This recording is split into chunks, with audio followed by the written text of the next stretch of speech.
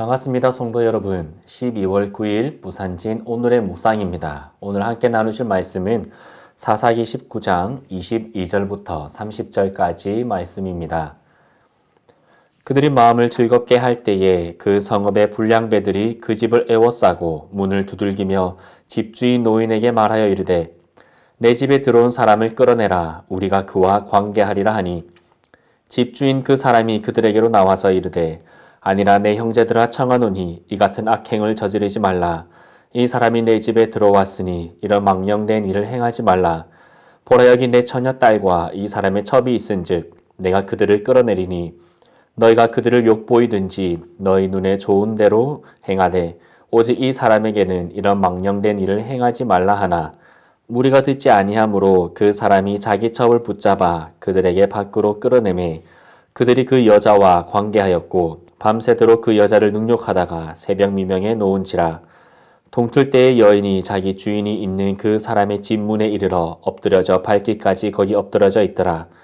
그의 주인이 일찍이 일어나 집 문을 열고 떠나고자 하더니 그 여인이 집 문에 엎드려져 있고 그의 두 손이 문지방에 있는 것을 보고 그에게 이르되 일어나라 우리가 떠나가자 하나 아무 대답이 없는지라. 이에 그의 시체를 나귀에 싣고 행하여 자기 곳으로 돌아가서 그 집에 이르러서는 칼을 가지고 자기 첩의 시체를 거두어 그 마디를 찍어 12덩이에 나누고 그것을 이스라엘 사방에 두루 보내매 그것을 보는 자가 다 이르되 이스라엘 자손이 애굽 땅에서 올라온 날부터 오늘까지 이런 일은 일어나지 아니하였고 보지도 못하였도다. 이 일을 생각하고 상의한 후에 말하자 하니라. 아멘. 레위인의 첩이 끔찍하게 유린당하고 죽임을 당합니다. 그 죽음에는 기자의 불량배들, 에브라임의 노인, 그리고 레위인이 다 악한 역할을 하였습니다. 이 끔찍한 죽음을 통해 이스라엘에는 비극이 일어나게 됩니다. 베냐민 지파와 그 외 이스라엘의 모든 지파 간에 전쟁이 일어나게 되는 것이었습니다. 그 결과 일방적으로 베냐민 지파가 살육을 당하는 비극적인 결말을 맞이하게 됩니다. 성도 여러분, 그리스도인 또는 하나님의 백성이라는 타이틀이 결코 우리를 지켜주지 않습니다. 교회에서의 직분이 나를 죄에서 지켜주지 않습니다. 예배당에서 앉아있는 행위가 결코 나를 거룩하게 만들어주지 않습니다. 하나님을 섬기기 위해 선택된 레위인이 겉으로는 하나님을 섬기는 척하면서 속으로는 그렇지 않은 모습은 이미 사사시대 이스라엘의 전반에 걸쳐 나타났던 모습이었습니다. 자기 소견에 옳은 대로 행하는 것은 결국 소돔과 고모라 같은 곳이 되고 맙니다. 오늘 말씀에 등장하는 사람들의 겉모습을 통해 자기 소견에 옳은 대로 살아가는 세상의 모습을 한번 살펴보기 원합니다. 첫째로 기브아의 불량배들의 성적으로 타락한 모습입니다. 기브아 성읍의 불량배들이 노인을 찾아와서 레위인을 내놓으라고 합니다. 그 이유는 레위인과 성적인 관계를 하기 위해서였습니다. 하지만 노인은 자신의 딸과 레위인의 첩을 내주겠다라고 합니다. 하지만 그것을 거부했던 무리에 대해서 레위인은 자기의 첩을 붙잡아서 그들에게 내던집니다. 여러분, 붙잡아서 내놓았다는 것은 그 여인은 그것을 결코 원하지 않았다라는 것을 의미합니다. 하지만 레위인은 자신의 힘으로 그 여인을 그곳으로 내버린 것입니다. 이에 불량배들은 그 여인을 밤새도록 능욕하고 버립니다. 여러분, 상상이 되십니까? 너무나 악하고 비정상적인 범죄가 일어난 것입니다. 그런데 이와 비슷한 얘기가 성경에 또 나옵니다. 바로 소돔과 고모라 성의 사람들이었습니다. 소돔과 고모라의 사람들 역시 그들의 성에 들어왔던 천사들을 능욕하려고 합니다. 하지만 롯은 아직 남자를 알지 못하는 자신들의 딸을 내어줄 테니 그들에게는 악행을 저지르지 말라라고 이야기를 합니다. 여러분, 자신의 집에 찾아온 천사들을 지키기 위해 아직 남자를 모르는 자신의 딸들을 성적 놀이개로 내어준다는 그 생각이 정상적으로 보이십니까? 롯도 이미 비정상적인 생각을 가지고 살아가게 되었던 곳이 바로 소돔과 고모라였습니다. 이처럼 하나님의 창조 질서가 가장 무너진 곳은 성적으로 가장 악한 모습을 보여주게 됩니다. 그래서 하나님은 동성 간의 성적인 관계를 하는 자들은 반드시 죽여라 라고 명령하셨습니다. 우리의 죄를 용서해 주시기 위해 번제와 화목제를 준비하신 하나님께서 왜 동성 간의 성적인 관계를 하는 자들을 죽여라 라고 말씀을 하실까요? 그들에게 용서받을 기회를 허락하지 않으셨을까요? 그것은 그만큼 하나님 보시기에 악했던 행위였기 때문입니다. 요즘에 많은 사람들이 예수님이라면 동성애자들을 용서해 주실 것이다 라고 말합니다. 맞습니다. 예수님께서는 동성애자들을 용서해 주십니다. 하지만 예수님께서 용서해 주시는 회개는 그 죄에서 돌이키는 회개입니다. 여전히 그 죄를 짓고 살면서 용서해 달라고 하는 것은 진정한 회개가 아닐 뿐더러 공의의 하나님께서 받지 않으시는 용서하시지 않는 회개입니다. 오늘 이 시대의 악함이 점점 이 모습들을 닮아가고 있습니다. 이 시대에 우리가 깨어서 기도해야 할 줄 믿습니다. 두 번째로 기부한 사람들의 방관하는 죄입니다.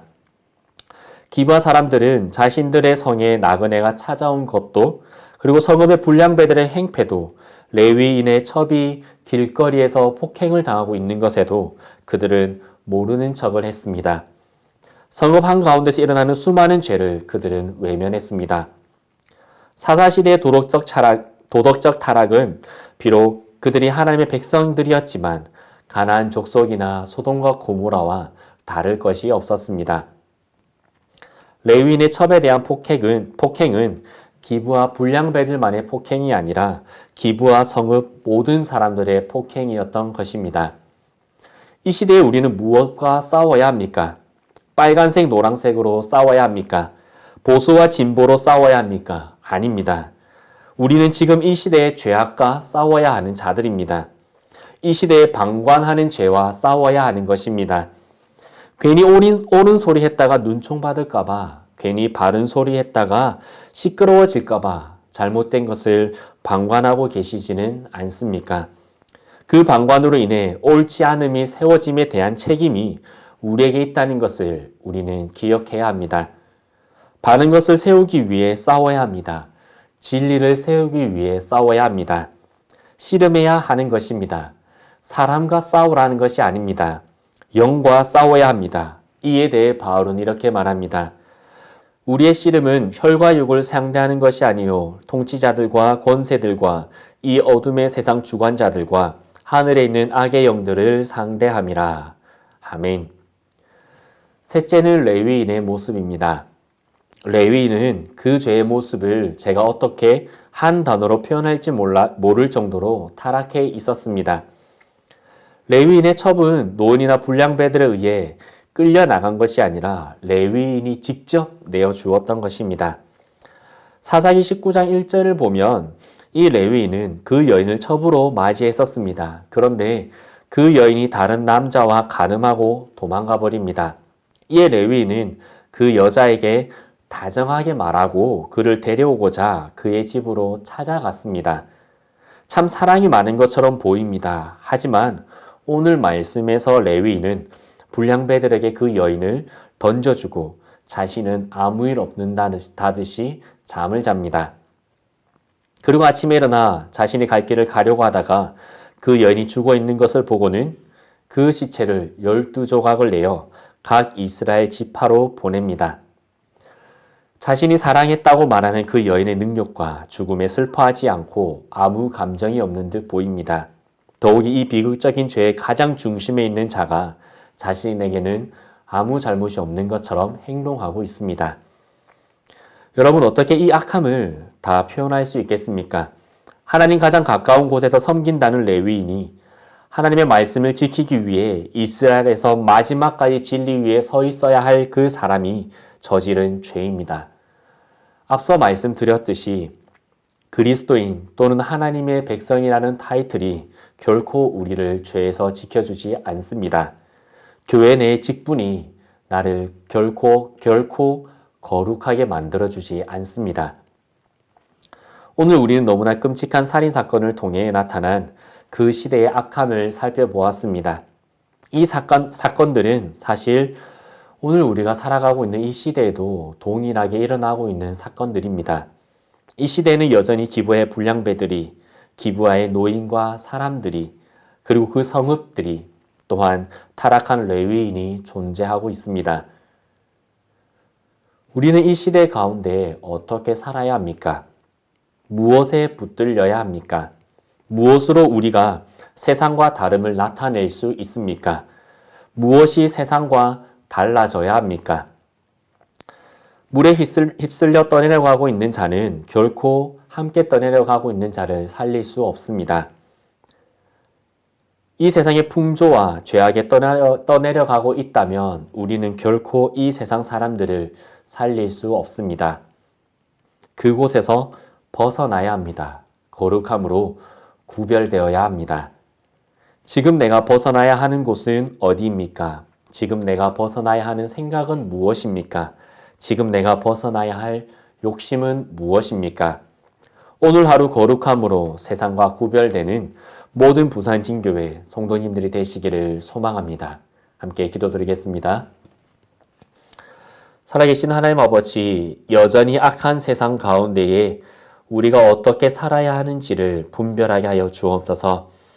이 시대와 똑같은 모습으로 살아가면서 이 시대 사람들을 복음으로 구원하겠다는 참 아이러니한 생각을 하고 있지는 않습니까?